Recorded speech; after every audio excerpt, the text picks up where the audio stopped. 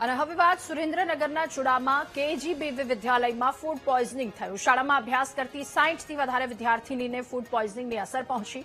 શાળામાં અપાયેલું ભોજન જમ્યા બાદ વિદ્યાર્થીઓની તબિયત લથડી હતી। ફૂડ પોઈઝનિંગની ઘટનાના પગલે આરોગ્ય વિભાગ પણ દોડતો થયો છે। વિદ્યાર્થીનીઓને હોસ્પિટલ લઈ જઈ સારવાર શરૂ કરવામાં આવી। આરોગ્ય અધિકારી, નાયબ કલેક્ટર સહિતના અધિકારીઓ પણ ચુડા દોડી ગયા। 30થી વધારે વિદ્યાર્થીઓને ચુડાથી લીંબડી હોસ્પિટલમાં ટ્રાન્સફર કરવામાં આવ્યા। તો વાલીઓને શાળા પર બેદરકારી લગાવવાનો વાલીઓએ આરોપ લગાવ્યો છે। હા, મારી બેબી 9મા ધોરણમાં ભણે છે અહીંયા। અત્યારે તો હાલમાં હું એવું જ કહીશ કે આ લોકોનું બહુ ખરાબ કામ છે। અત્યારે મને અત્યારે દાખલો આપે ને તો હું અત્યારે સ્કૂલેથી કઢાવી લઉં।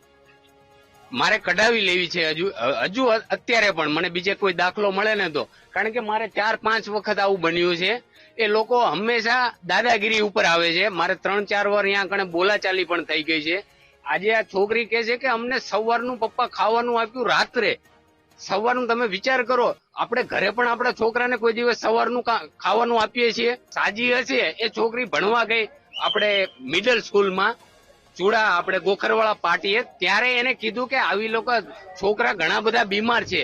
ત્યારે તે સર આયા, ત્યારે અહીંયા દવાખાને લાયા બધા છોકરાને।